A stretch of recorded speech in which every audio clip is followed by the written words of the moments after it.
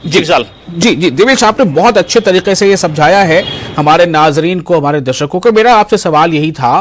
कि इस बार एक तो कोरोना का दौर रहा जो 2017 में नहीं था।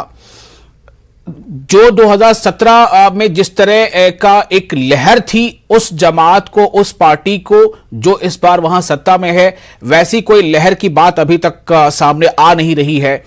तो अगर लहर भी नहीं है, कोरोना के पीरियड के दौरान के ये सब इंतखाबात हो रहे हैं, कुछ मुद्दे रहे हैं ज्यादा हावी, जिनमें महंगाई का मुद्दा है या फिर ये बेरोजगारी का मुद्दा है। क्या ये सब मुद्दे लोगों की जुबान पर हैं या फिर लोग जो है इस बात को लेकर बात कर रहे हैं कि हमारे साथ जो कुछ भी रहा इन 5 सालों में हम उससे बिल्कुल बहुत हद तक हम सेटिस्फाइड हैं और हम चाहते हैं कि सरकार इसी तरह की हो? किस तरह की चर्चा आम लोगों की जुबान पर है?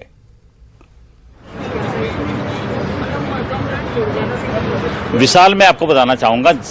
सहारनपुर और देवबंद क्षेत्र में जो कोरोना का प्रभाव रहा है काफी रहा है और उसमें कहीं ना कहीं लोगों को बेरोजगारी का सामना करना पड़ा है, महंगाई का सामना करना पड़ा है। लेकिन उसके बावजूद जो सरकार है, यूपी सरकार में, जो हमें हमारे आसपास जो गांव में बातचीत होती है, जो गांव में जो छीना झपटी और रात को लूटने का जो प्रभाव था वह कम देखने को मिल रहा है। लोग कहते हैं कि हम जो है रात को किसी भी टाइम निकल जाएं, किसी भी टाइम हमारी लड़कियां लेकर निकल जाएं, इसमें कोई दिक्कत नहीं है। अब यहाँ इस प्रकार की दिक्कत नहीं है कि रास्ते में कोई भी मोटरसाइकिल छीन लेगा या हम गन्ना बेच कर आ रहे हैं, क्योंकि ये गन्ना क्षेत्र है देवबंद और उसमें जो है किस ट्रॉली लेकर जाते हैं लोग, रात को देर रात आते हैं तो उनके साथ में पैसे भी होते हैं और लोग ये पहले कंप्लेंट करते थे कि कहीं ना कहीं उनके ट्रॉली छीन लेते थे लोग और पैसे भी छीन लेते थे। वो चीजें अब देखने को नहीं मिल रही हैं, उस चीज से संतुष्ट हैं। लेकिन कहीं ना कहीं बेरोजगारी और महंगाई ये एक मुद्दा है। जी,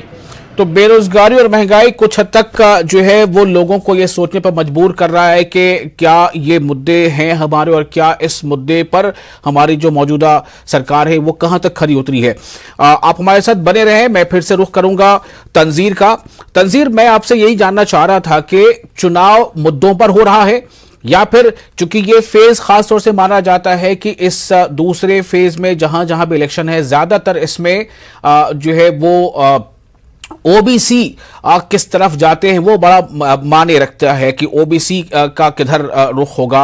तो क्या इसे सिर्फ जो वोटर है वो भी इसी तरह से देख रहा है कि हम किस जमात से जुड़े हैं या हम किस कम्युनिटी से जुड़े हैं और हम किसे वोट दें, या फिर उससे ऊपर उठकर कहीं ना कहीं लोगों में एक कंसेंसस है कि मुद्दे क्या हैं और किन मुद्दों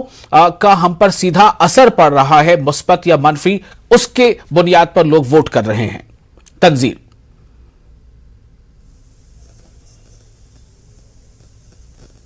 बिल्कुल साल, जैसे देखिए आप गुज़िश्ता 3 सालों में 2019 के बाद से अगर हम बात करें, कोरोना का दौर रहा और उसमें जिस तरह से लोगों की जानें गईं और जो हालात बने, चाहे वो तिब्बी सहूलियात को लेकर के उस तरह का इंतजामात नहीं हो पाए हों, लोगों के साथ जिस तरह के हालात पेश आए जबकि पहली लहर थी और दूसरी लहर में खास तौर पर कि जबकि हालात बहुत ज्यादा खराब थे और हर जगह ही थे, तो उसका असर जरूर पड़ा है कि लोगों ने, अभी हम जब बात कर रहे थे, नौजवान तबका इस बारे में बात कर रहा है कि उसको अपने शहर में अच्छी बेहतर तालीमी सहूलियात और तिब्बी सहूलियात चाहिए। जो बुजुर्ग वोटर हैं वो ये सोच रहे हैं कि उनके शहर में जो पिछले सालों में तरक्याती काम नहीं हुए, अब सरकार आए तो वो उन चीजों को कराए। सड़क, बिजली, पानी हर जगह का मुद्दा है, जहां पर भी बात की ये चीजें थी, लेकिन तालीम और एजुकेशन से जुड़े हुए नौजवानों के जो मुद्दे थे वो थे। दूसरा, अगर हम मुस्लिम तबके की यहाँ की बात करें, क्योंकि जिस बेल्ट में इस वक्त सेकंड फेज में इलेक्शन हो रहा है, यहाँ मुस्लिम आबादी अक्सरियत है कई जगह पर और बड़ी तादाद में मुस्लिम आबादी है। उनके लिए सबसे बड़ा मसला, जैसे कि अभी पर्दे का इशू एक चला कर्नाटका का, उसको लेके जो खवातीन हैं उनमें एक ऐसा माहौल बना है कि शायद जो वहां से ये इशू उठा हो वो यहाँ तक भी पहुंचे और यहाँ पर भी इस तरह का माहौल पैदा किया जाए, तो वो एक खौफ का माहौल जरूर उनके दिल में इस तरह का खौफ भी है। और उन्होंने खुलकर बोला भी, जब हमने उनसे बात की, कि हम चाहते हैं कि जो भी गवर्नमेंट आए वो उन चीज़ों को समझे कि लोगों की अपनी मजहबी ज़रूरियात क्या हैं, उन चीज़ों को भी समझे और सभी मजहब की जो है वो एक शिनाख्त जो है, जो पहचान है या जो उनके लिए जरूरी होता है, उसको करने की पूरी आजादी दे, चाहे ऐसा, क्योंकि हमारा आइन भी तो मेरा सवाल दरअसल इसी से जुड़ा था। मैंने देवेश से भी यही सवाल किया, आपसे भी यही सवाल कर रहा हूं कि कल परसों 10 दिन पहले 20 दिन पहले कर्नाटक में कुछ हो गया या त्रिपुरा में कुछ हो गया, तो क्या इन चीजों के आसपास वोटिंग हो रही है, जिसके बारे में कहा जाता है कि इलेक्शन से पहले पहले बहुत सारी चीजें प्रोजेक्ट भी की जाती हैं, या फिर यह कि इन 5 सालों के रिपोर्ट कार्ड के बुनियाद पर आवाम वोट डाल रहे हैं? चूंकि अभी मैंने देवेश से बात की, उनका कहना था कि बहुत सारे इलाकों में ये बातें भी होती हैं कि जो क्राइम था छोटी जगहों पर, छोटे मोटे क्राइम, उसमें बहुत कमी आई है और लोग इसे भी एक वोट डालते वक्त इसे याद रख रहे हैं, अपने जहनों में ये बात रख रहे हैं। तो मैं आपसे ये जानना चाह रहा हूं कि क्या ये इलेक्शन 5 साल के सरकार की कारकर्दगी की बुनियाद पर आवाम वोट डाल रही है, या फिर ऐसे मुद्दे जो चुनाव के वक्त अचानक कहीं से आ जाते हैं?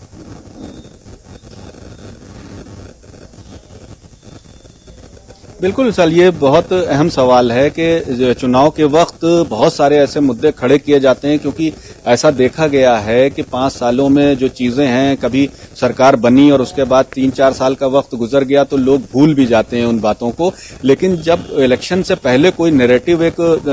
जो है डेवलप कर दिया जाता है, उसके इर्द गिर्द, उन मुद्दों के इर्द गिर्द भी इलेक्शन को घुमाने की कोशिश की जाती है। आप बहुत सी चीजें देख सकते हैं, चाहे वो लॉ एंड ऑर्डर का मसला हो, चाहे वेस्ट यूपी में जब भी बात की हो, बीजेपी के जितने बड़े लीडरान हैं उन्होंने आके हमेशा ये कहा, क्योंकि समाजवादी से और गठबंधन से उनका मुकाबला है, तो वो आकर उन्होंने सीधे तौर पर समाजवादी हुकूमत के ऊपर ये इल्जाम आयद किए कि जब 5 साल की हुकूमत थी अखिलेश यादव की, तो उन्होंने गुंडागर्दी को बहुत बढ़ावा दिया और उनके जो नेता थे या कार्यकर्ता थे पार्टी के, उन्होंने बिल्कुल सड़कों पर निकलकर लोगों को परेशान किया। या फिर वो दंगे की बात करते हैं 2013 में जो फसादात मुजफ्फरनगर के हुए और कैराना से जो पलायन हुआ, इसके लिए वो सीधे तौर पर समाजवादी हुकूमत को जिम्मेदार ठहराते हैं। लेकिन इन 5 सालों में जिस तरह से एक तबका अपने को बिल्कुल निगलेक्ट समझ रहा था, मैं साफ तौर पर ये बात कह सकता हूं, क्योंकि मैंने जिन लोगों से बात किया कि मुस्लिम तबका एक बड़ी तादाद उनकी ऐसी है कि उनको लगा कि सीए एनआरसी का चाहे मामला हो या फिर यहाँ पर जिस तरह से कार्रवाई हुई है, कुछ थोड़े बहुत प्रोटेस्ट में भी मुस्लिम्स के खिलाफ, तो उनको लगा कि कहीं ना कहीं पुलिस जो है, वो पुलिस प्रशासन भी उस तरह से तहफ़्फ़ुज़ उनको नहीं फराहम करा पा रहा है, और जो गवर्नमेंट है वो भी एक खास सोच के साथ आगे बढ़ रही है। और ये सब मुद्दे इस इलेक्शन में बहुत हद तक आगे आके काम कर रहे हैं, और बहुत बड़ा तबका ऐसा है जो इन चीजों को ध्यान में रखकर वोट कर रहा है। तो दूसरी हम बात करें, जब सोशल इंजीनियरिंग की बात की जाती है, तो उसमें सभी बिरादरी और खासतौर पर मुस्लिम्स के साथ ओबीसी फैक्टर काम करता है, जो कि मायावती के वक्त में आपने देखा कि जब 2007 का इलेक्शन था, उसमें सोशल इंजीनियरिंग उनकी काम की। उन्होंने मुस्लिम, दलित, पिछड़े और अपर कास्ट को, जो कि बड़ा वोट बैंक जो है वो अपर कास्ट का समझा जाता है, उनको लेके क्लियर मेजॉरिटी में सरकार बनाई। और उसके बाद 2012 में भी समाजवादी ने भी यही रिपीट किया कि उसको सब समाज का वोट मिला, मुस्लिम्स का तो वोट मिला ही, जो उनका वो समझते हैं कि उनको सबसे ज्यादा वोट मिलता है। और ये कहा भी जाता है और ये सब बात सामने भी आई है कि समाजवादी MY फैक्टर पे काम करती है, कि यादव और मुस्लिम वोट बैंक उनका जो है बेस वोट बैंक है, जिस तरह से मायावती का और BSP का दलित वोट बैंक है, एक तबका है।